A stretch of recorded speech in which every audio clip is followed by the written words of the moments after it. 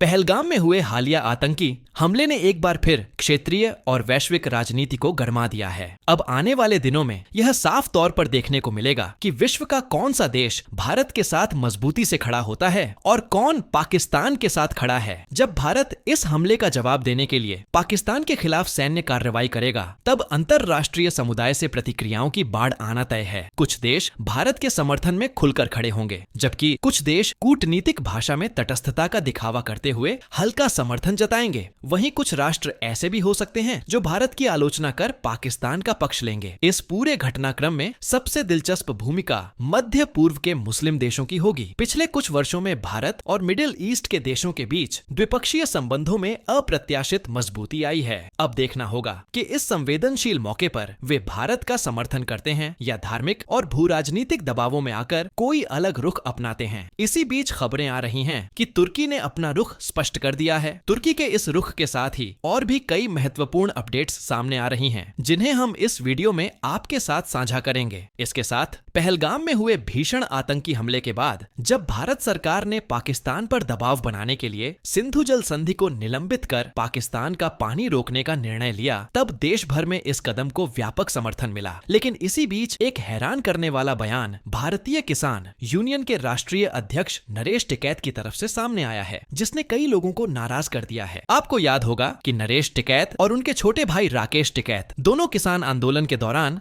काफी चर्चा में रहे थे। राकेश टिकैत भारतीय किसान यूनियन के राष्ट्रीय प्रवक्ता हैं और नरेश टिकैत उसके अध्यक्ष। किसान आंदोलन के समय इनकी छवि एक किसान नेता के तौर पर मजबूत हुई थी, लेकिन अब नरेश टिकैत के ताजा बयान ने उनकी सोच पर सवाल खड़े कर दिए हैं। दरअसल पहलगाम हमले के बाद किसान नेताओं की एक बैठक बुलाई गई थी। इसके बाद मीडिया से बातचीत करते हुए नरेश टिकैत ने कहा कि मोदी सरकार द्वारा पाकिस्तान का पानी रोकने का निर्णय गलत है। पानी किसानों के लिए जीवन रेखा है, चाहे वह किसान भारत का हो या पाकिस्तान का। किसानों को किसी भी सूरत में नुकसान नहीं होना चाहिए। सरकार को इस फैसले पर पुनर्विचार करना चाहिए। उनके इस बयान ने देश भर में भारी नाराजगी पैदा कर दी है। सवाल यह उठता है कि जब पाकिस्तान की सरकार भारत के खिलाफ आतंकवाद को समर्थन देती है, तो क्या भारत को सिर्फ पाकिस्तान के किसानों की चिंता करनी चाहिए या अपने राष्ट्रीय हितों को प्राथमिकता देनी चाहिए? दरअसल अगर भारत सरकार सिंधु नदी के पानी का सही प्रबंधन करती है और भविष्य में इसका डायवर्जन योजना बनती है, तो इसका सबसे बड़ा फायदा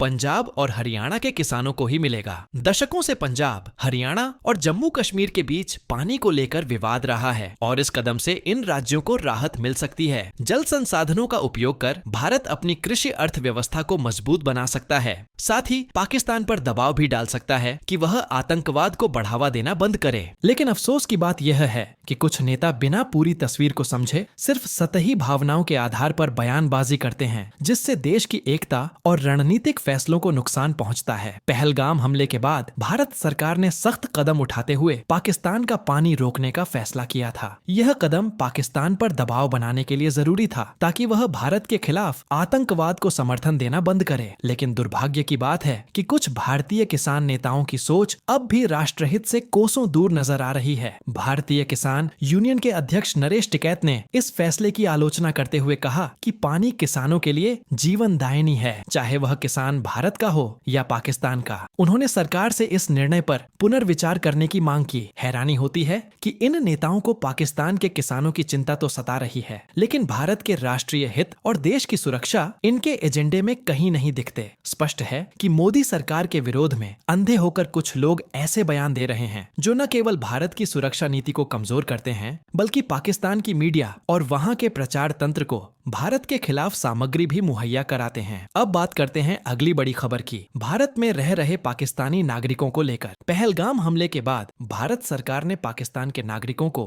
भारत छोड़ने का अल्टीमेटम दिया था, लेकिन इस समय सीमा के भीतर सिर्फ लगभग 550 पाकिस्तानी ही भारत छोड़ पाए। इनमें से 272 लोग वाघा अटारी बॉर्डर के जरिए पाकिस्तान लौटे, जबकि बाकी फ्लाइट्स के जरिए तीसरे देशों में चले गए, क्योंकि भारत और पाकिस्तान के बीच डायरेक्ट फ्लाइट कनेक्टिविटी नहीं है। चिंता की बात यह है कि 90% से अधिक पाकिस्तानी नागरिक अभी भी भारत में ही मौजूद हैं और सरकार की डेडलाइन को गंभीरता से नहीं ले रहे हैं। अब गृह मंत्रालय ने एक सख्त चेतावनी जारी की है। नए आदेश के अनुसार जो पाकिस्तानी नागरिक 29 अप्रैल तक भारत नहीं छोड़ेंगे, उन्हें चिन्हित कर गिरफ्तार किया जाएगा। ऐसे लोगों को 3 साल तक की जेल या भारी जुर्माने का सामना करना पड़ेगा। कुछ मामलों में दोनों सजाएं एक साथ भी दी जा सकती हैं। गृह मंत्रालय ने साफ कर दिया है कि इस आदेश का उल्लंघन करने वालों के खिलाफ सख्त कार्रवाई होगी और किसी को भी बख्शा नहीं जाएगा। पहलगाम हमले के बाद भारत पाक तनाव चरम पर है और इसी बीच तुर्की और पाकिस्तान को लेकर एक बेहद बड़ी और चौंकाने वाली अपडेट सामने आई है। सूत्रों के मुताबिक बीती रात एक दिलचस्प गतिविधि दर्ज की गई। तुर्की एयरफोर्स का एक military transport plane C-130 Hercules Pakistan के एक एयरबेस पर उतरता हुआ देखा गया। मीडिया रिपोर्ट्स और एयर ट्रैफिक डेटा के आधार पर दावा किया जा रहा है कि तुर्की के कुल 6 मिलिट्री ट्रांसपोर्ट एयरक्राफ्ट्स बीते 24 घंटों में पाकिस्तान के अलग अलग एयरबेस पर लैंड हुए हैं। सामान्य तौर पर इंटरनेशनल एयरस्पेस में उड़ान भरते वक्त मिलिट्री ट्रांसपोर्ट एयरक्राफ्ट्स अपने ADS-B ब्रॉडकास्ट सिस्टम को ऑन रखते हैं ताकि दूसरे विमानों से टकराव को रोका जा सके। हालांकि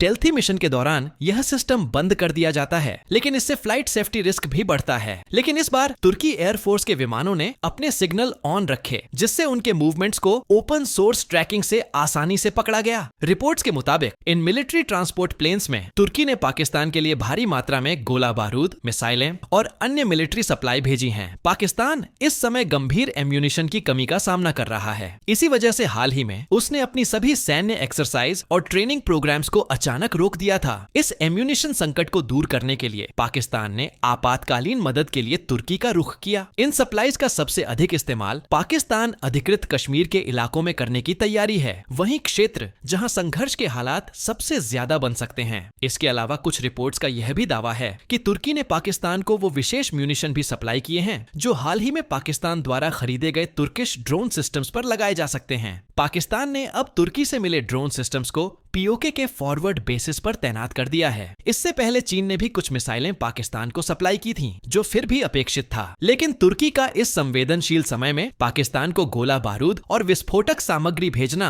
यह साफ संकेत देता है कि तुर्की ने अब भारत के खिलाफ अपनी सीमाएं पूरी तरह पार कर दी हैं। इस परिस्थिति में भारत सरकार को भी तुर्की के खिलाफ कड़ा और निर्णायक कदम उठाने की आवश्यकता पड़ेगी। पहले पाकिस्तान को मुंहतोड़ जवाब दिया जाएगा और इसके बाद तुर्की के खिलाफ भी उचित कार्रवाई तय मानी जा रही है। ध्यान देने वाली बात यह है कि पहलगाम हमले के बाद तुर्की का यह पहला सैन्य ट्रांसपोर्ट विमान है जो किसी बाहरी देश से पाकिस्तान में उतरा है। अब बात करते हैं पाकिस्तान और चीन से जुड़ी अगली बड़ी अपडेट की। पहलगाम हमले के 5 दिन बाद आखिरकार चीन ने पाकिस्तान की मदद की पुकार का जवाब दिया है। 27 अप्रैल को पाकिस्तान और चीन के विदेश मंत्रियों के बीच टेलीफोन पर बातचीत हुई। इस बातचीत के बाद जारी संयुक्त प्रेस रिलीज में भारत से अपील की गई कि वह हालात को और ज्यादा ना बिगाड़े। चीन के विदेश मंत्री वांग यी ने स्पष्ट रूप से कहा है कि पहलगाम हमले की एक स्वतंत्र, पारदर्शी और निष्पक्ष जांच कराई जानी चाहिए, जैसा कि पाकिस्तान ने प्रस्ताव रखा है। इस तरह चीन पहला देश बन गया है जिसने खुले तौर पर पाकिस्तान के इस प्रस्ताव का समर्थन किया है। पाकिस्तान अभी अंतरराष्ट्रीय समुदाय के सामने स्वतंत्र जांच की मांग को जोर शोर से रख रहा है। लेकिन सवाल उठता है, जब मुंबई हमलों और पठानकोट एयरबेस हमले के दौरान भारत ने ठोस सबूत पाकिस्तान के सामने रखे थे, तब क्यों पाकिस्तान ने उन मामलों में कोई ठोस कार्रवाई नहीं की थी? पाकिस्तान ने अब तक कोई ठोस कदम नहीं उठाया। ऐसे में पाकिस्तान और चीन का स्वतंत्र और पारदर्शी जांच का प्रस्ताव महज एक दिखावा ही लगता है। बेहतर होगा कि ये दोनों देश अपने इस प्रस्ताव को अपने पास ही रखें। अब नजर डालते हैं अगली बड़ी खबर पर, ब्रिक्स संगठन से जुड़ी ताजा अपडेट। इस समय ब्रिक्स की अध्यक्षता ब्राजील के पास है और अगले सप्ताह ब्रिक्स देशों के विदेश मंत्रियों तथा राष्ट्रीय सुरक्षा सलाहकारों की एक महत्वपूर्ण बैठक ब्राजील में होने जा रही है।